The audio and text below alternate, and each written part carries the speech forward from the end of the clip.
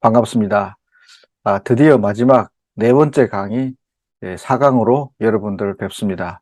지금까지 우리는 첫 번째 시간을 통해서 사도행전의 전체적인 개요에 대해서 살펴보았습니다. 두 번째 시간에는 예루살렘에서의 증거, 그리고 세 번째 시간에는 유대와 사마리아에서의 증거, 그리고 오늘 마지막 시간에는 땅 끝까지의 증거에 대해서 살펴보고자 합니다. 제가 보내드린 교재를 보시면 장황하게 그 순서에 따라 성령의 인도하심 따라 사도들의 전도의 일정을 따라서 성경의 기록들을 요약해서 드렸습니다. 저는 여러분들께서 그 모든 사건 순서에 따라 기억하시기를 기대하지 않습니다. 다만 우리가 지난 한 주간 동안 성경을 읽으며 묵상하셨던 이야기들의 제목과 성경의 구절들을 나열하여 기록한 것입니다.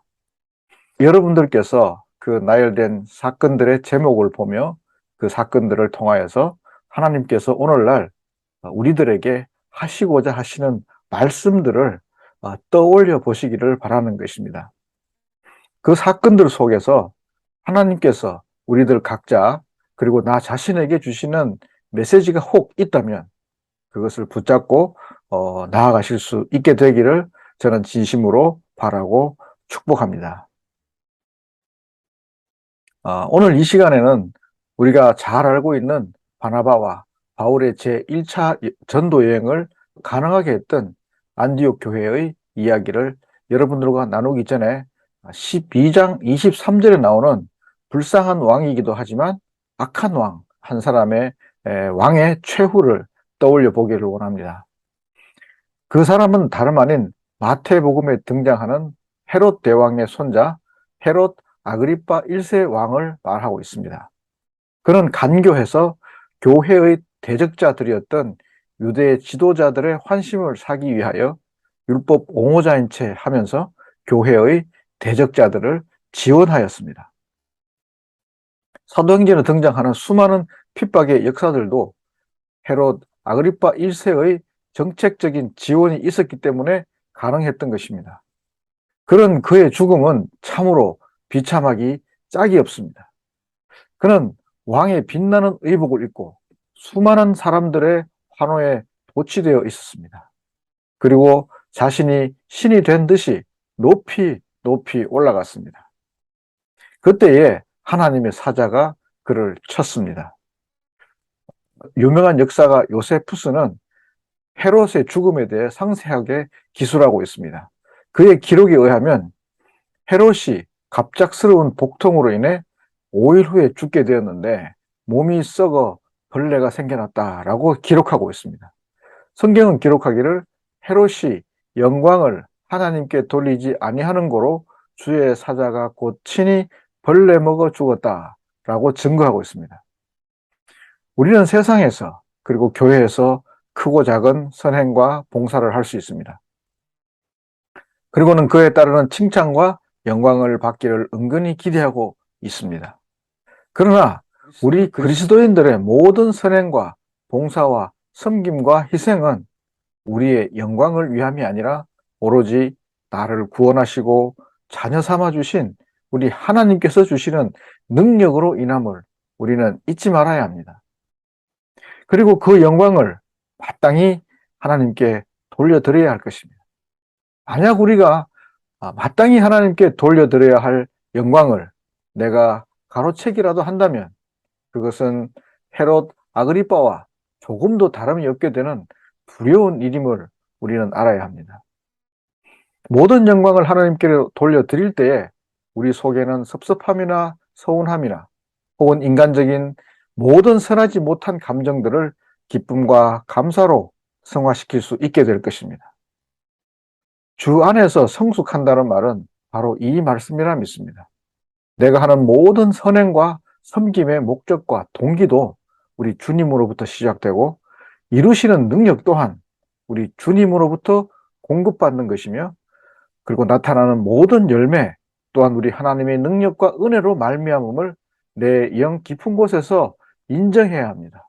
그리고 따라오는 칭찬과 영광 또한 모두 주님께로 돌려드릴 수 있어야만 합니다. 이것이 바로 주 안에서 성숙한, 진정한 성숙함이라 우리가 말할 수 있는 것입니다. 다음 본문으로 들어가겠습니다. 13장 1절은 이방에 세워진 교회, 안디옥 교회를 소개하는 것입니다. 13장 1절입니다. 안디옥 교회에 선지자들과 교사들이 있으니 곧 바나바와 니게르라 하는 시므온과 구레네 사람 루기오와 분봉왕 헤롯의 젖동생 마나엔과 및 사울이라. 자, 여기에 등장하는 사람들 바나바, 시므온, 루기오, 미나엔 그리고 사울이라는 5명의 교회 지도자들입니다.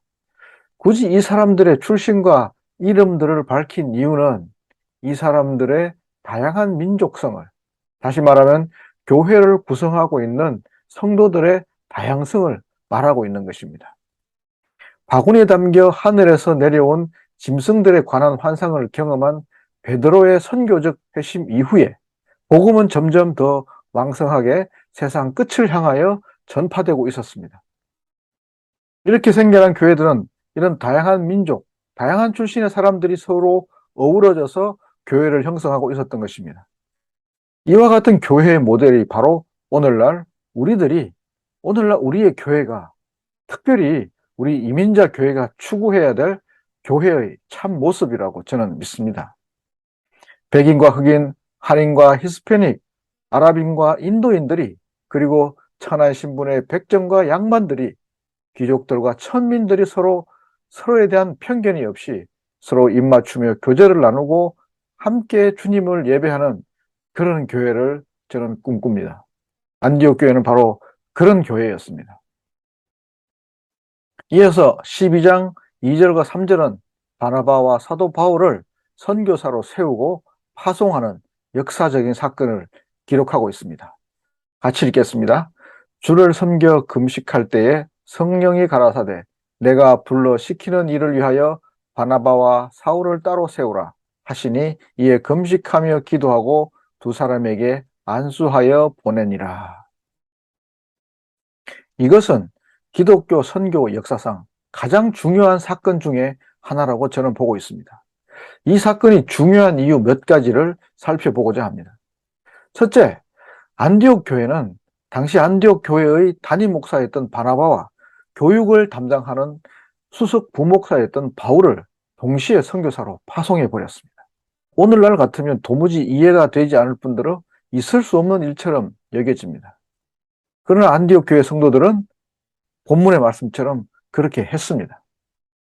그렇게 한 이유는 바로 성경이 가라사대라고 증거하는 성령님의 명령이 있었습니다. 그들은 성령의 음성을 들을 수 있는 성령의 사람들이었고 성령의 성도들이었습니다. 이와 같이 성령의 음성을 들을 수 있었던 것은 본문에 의하면 금식하며 기도하는 사람들이었기 때문이었습니다. 진정한 기도는 나의 주장이나 필요한 요구사항을 관철하기 위한 것이 아니라고 저는 믿습니다. 진정한 기도는 하나님의 뜻이 무엇인가, 나의 뜻이, 내가 하고자 하는 일이 하나님의 뜻에 비추어 옳은 것인가를 여쭙는 것이 진정한 성숙한 그리스도인들이 드리는 기도라고 저는 믿습니다. 둘째, 그들은 순종하는 사람들이었습니다. 그들은 졸지에 담임 목사와 분목사를 동시에 선교사로 파송하면서 두려워하거나 머뭇거리지 않았습니다. 그것은 바로 순종함으로 하나님의 뜻, 하나님의 음성에 즉각적으로 반응하는 성도들이었습니다. 우리는 우리 삶 가운데 얼마나 많은 순간 하나님의 음성을 부지중에 놓치고 마는지 모릅니다. 왜냐하면 우리 깊은 곳에 임하셔서 세미하게 말씀하시는 하나님의 음성을 듣고도 우리는 순종하지 않았기 때문입니다. 그저 지나가는 바람처럼, 지나가는 스치는 생각점으로 하나님의 음성을 치부해 버린다면 우리는 어쩌면 오랫동안 우리 하나님의 음성을 들을 수 없게 될지도 모릅니다. 순종하는 사람에게만 우리 하나님의 음성은 능력을 드러내실 수가 있기 때문입니다. 세 번째, 그들은 바나바와 바울을 파송하기 위하여 했던 것은 다시 금식하며 기도하고 안수하고 하나님의 손에 맡겨드림으로 파송을 했던 것입니다. 오늘날 수많은 교회들은 선교사들을 파송합니다.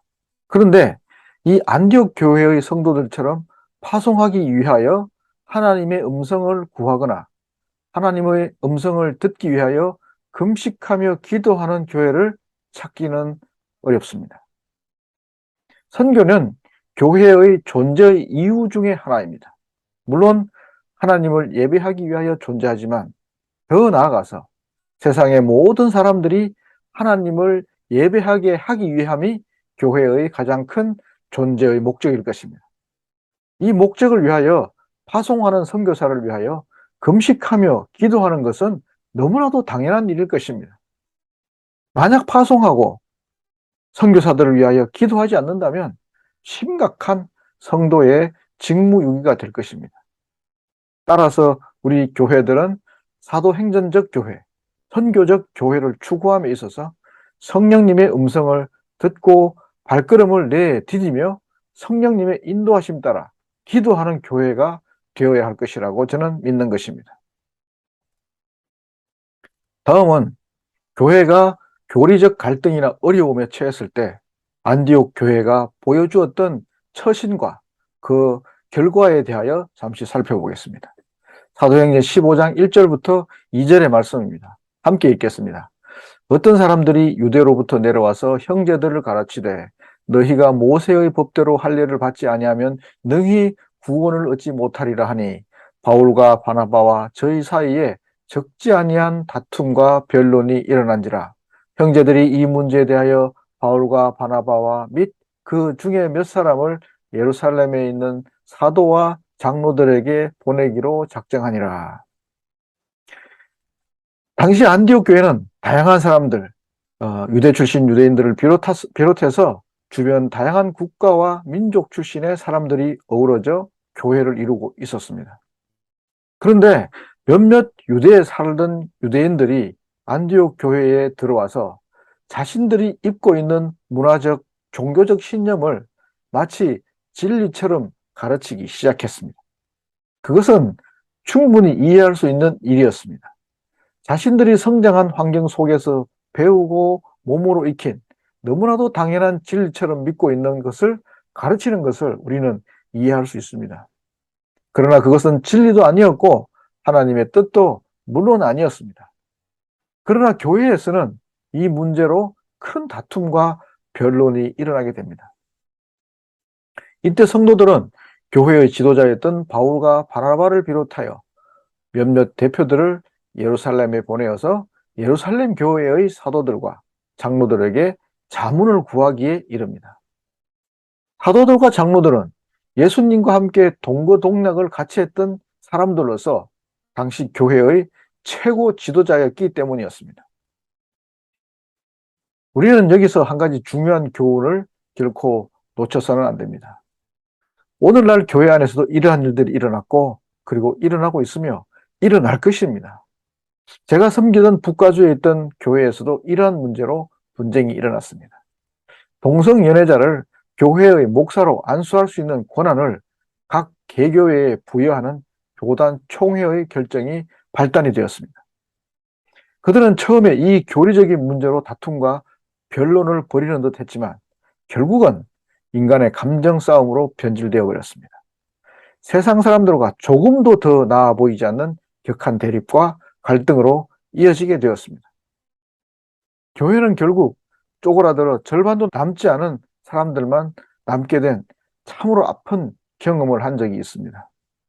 당시 그 교회가 안디옥 교회의 성도들처럼 금식하며 기도하고 그리고 교회의 대표들로 하여금 이 문제를 훨씬 더 아름답게 해결할 수 있도록 처리했더라면 연약한 성도들 그리고 아직 완전히 성숙하여서 영적 성인이 덜 된 성도들에게 씻을 수 없는 상처와 아픔을 주지는 않았을 것입니다. 수근거리고 당파를 짓고 비난하기를 멈추고 하나님 앞에 금식하며 나아갔더라면 사랑하는 우리 주님의 연약한 자녀들을 실족하게 하지 않을 수도 있었을 텐데 말입니다. 우리 교회들이 이러한 문제들에 봉착했을 때 우리는 성경 속에서 그 방법을 찾고 그 방법을 붙잡고 나아갈 수 있어야 합니다.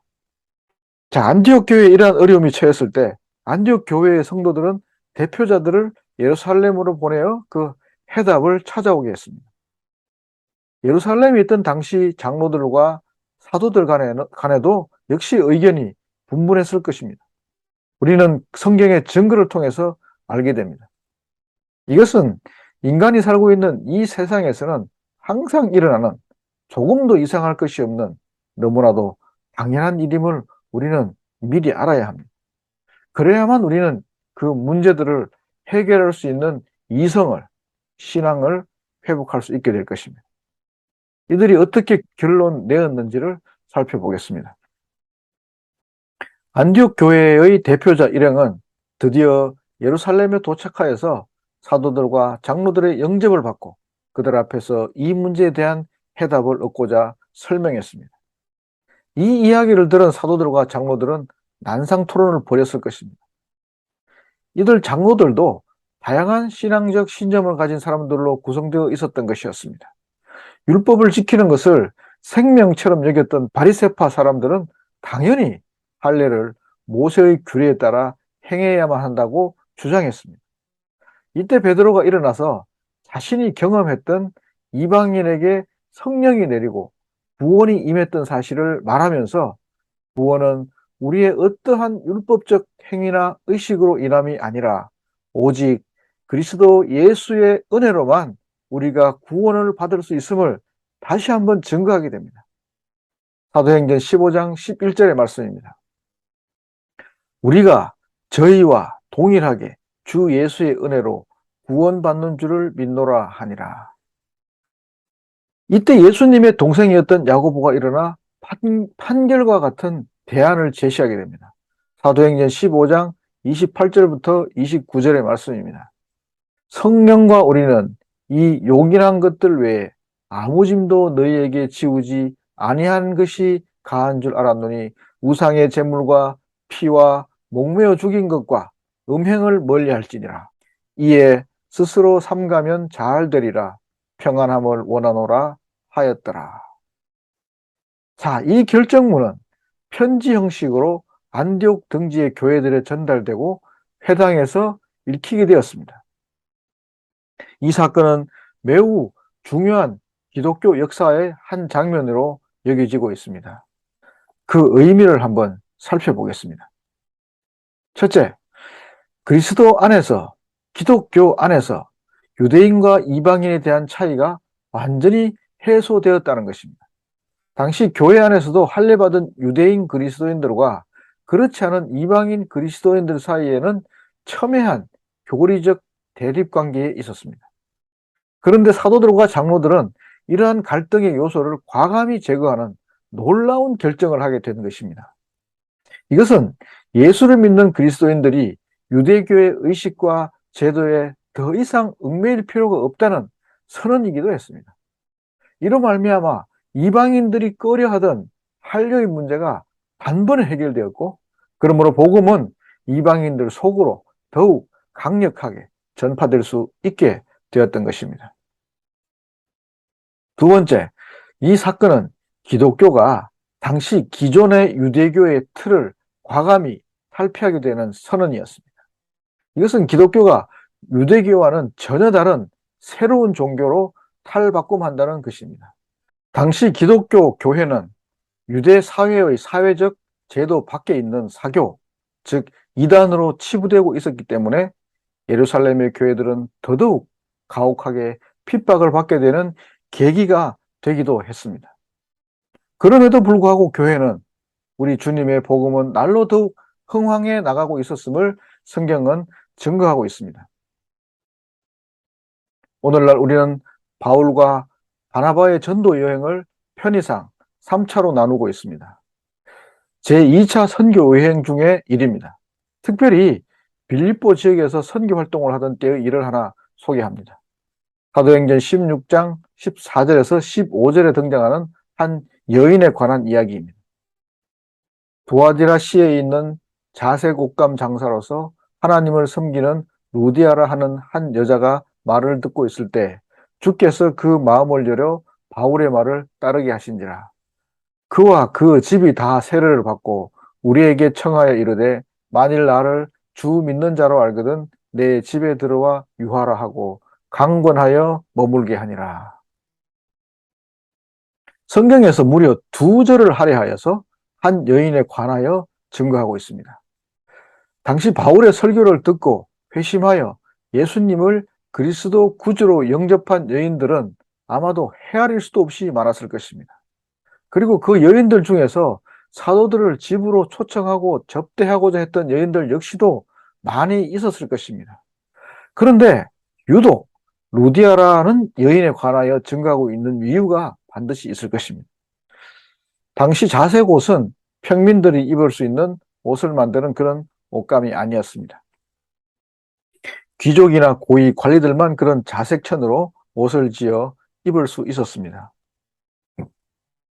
그런 자색 옷감을 파는 재력이 있는 여인이 바울의 설교를 듣고 있을 때 하나님께서 그녀의 마음을 열어 바울의 말을 따라 예수를 구주로 영접하게 됩니다.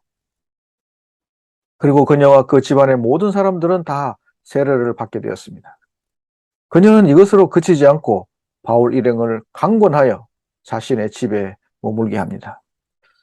하나님께서는 특별히 그녀를 선택하시고 그녀의 집을 빌립보 선교와 이를 통하여 세워지는 빌립보 지역의 교회들을 섬길 수 있는 교두보 역할을 하게 하셨습니다. 그녀의 순종과 섬김으로 말미암아 빌립보 지역 사역이 시작되게 되는 것입니다.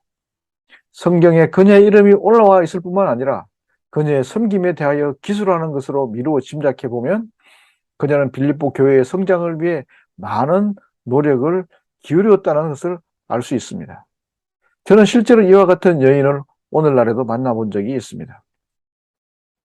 그녀는 젊은 시절 남편으로부터 배신을 당하고 두 자녀를 키우며 세상 사람들이 할 수 있는 모든 고생을 하며 60이 넘도록 일을 해서 오늘날은 어느 정도 규모가 있는 작은 비즈니스를 운영하는 여인이었습니다. 제가 그 권사님을 만난 건 2015년경이었던 것으로 기억하고 있습니다. 저는 제가 품고 섬기는 지역의 가난한 고아들과 장애아들에 대한 이야기를 들려주었습니다. 그리고 저는 다시 사역지로 떠났습니다. 그런데 그녀는 섬기는 교회 지도자들과 상의를 해서 그 지역의 고아와 장애 아이들에게 보낼 여성용품을 위하여 큰 금액의 헌금을 하였습니다. 그 헌금이 종잣돈이 되어 해마다 그 일이 여태 이어지게 되었습니다. 그 땅의 고아들과 장애 여자아이들에게 보낼 여성용품이 오늘날까지도 멈추지 않고 보내어지고 있습니다. 약 7, 8년의 세월이 흐른 지금 그녀의 사업장은 당시에 비해 적어도 5배는 성장했습니다. 그녀가 손을 대는 모든 일이 복을 받았습니다. 주변에 있던 동종업계가 모두 불황으로 문을 닫게 되었는데도 그녀의 사업장은 이해할 수 없는 복을 오늘날도 받고 있음을 저는 목격하고 있습니다. 그리고 그녀는 이 모든 것이 하나님으로부터 왔으므로 마음껏 주님을 섬기다가 주님 곁에 가겠노라고 저를 만날 때마다 다짐을 하곤 합니다. 그 권사님은 루디아와 같이 자신에게 하나님께 재물을 주신 이유가 무엇인지를 분명히 발견했습니다. 즉 하나님의 뜻을 알게 되었고 그래서 그녀는 루디아처럼 하나님 나라를 위하여 하나님께서 주신 것을 아낌없이 사용할 수 있는 것이었습니다. 사랑하는 성도 여러분, 우리가 사도행전을 공부하고 혹은 모든 성경 공부를 하고 배우는 이유는 너무나도 명확합니다. 주님의 뜻을 알기 위함입니다. 우리가 주님의 뜻을 알았다는 말은 순종한다는 말과도 동일한 의미가 있습니다. 순종하지 않는 성경의 지식은 오히려 우리를 병들게 할 수도 있습니다. 순종이 없는 지식은 남을 비판하는 잣대만 더 키우게 됩니다. 그리고 그 누구도 감당하기 어려운 견고한 교만심만 키우는 독이 될 수도 있습니다. 작은 것 하나라도 나를 향한 우리 주님의 뜻을 알게 된다면 발을 내디뎌서 손을 뻗쳐서 순종하여 행하는 저와 여러분들이 모두 될 수 있게 되기를 진심으로 축복합니다. 그래서 성경 속에 이 연약한 여인 루디아가 받았던 복을 우리 모두 받게 되기를 진심으로 우리 주님의 이름으로 축복합니다. 이제 사도행전의 강의를 모두 마치면서 너무나도 아쉬운 부분이 많이 남는 것 같습니다. 정말 방대한 양인데요. 다루고 싶은 이야기, 나누고 싶은 사람들의 행적을 그냥 지나치면서 저는 주님을 의지했습니다. 완전하고도 온전하신 하나님께서 그 모든 것들 가운데 행하시고 역사하심을 믿는 믿음으로 저는 이 강의를 준비했습니다. 저는 한 가지 소원이 있습니다. 세상 사람들로부터 안디옥 교회의 성도들이 세상 사람들로부터 최초로 받았던 칭호, 그리스도인이라는 칭호를 받는 것입니다. 세상의 모든 사람들이 우리 그리스도인들의 행실을 보고 우리가 믿는 예수 그리스도를 그리워하며 만나기를 갈망하는 그날이 속히 올 수 있게 되기를 간절히 소망하고 소원합니다. 사도행전 11장 26절 후반의 말씀입니다. 제자들이 안디옥에서 비로소 그리스도인이라 일컬음을 받게 되었더라. 함께 해주신 우리 캔사스 우리 교회 성도 여러분들을 사랑하며 진심으로 축복합니다. 감사합니다. 고맙습니다.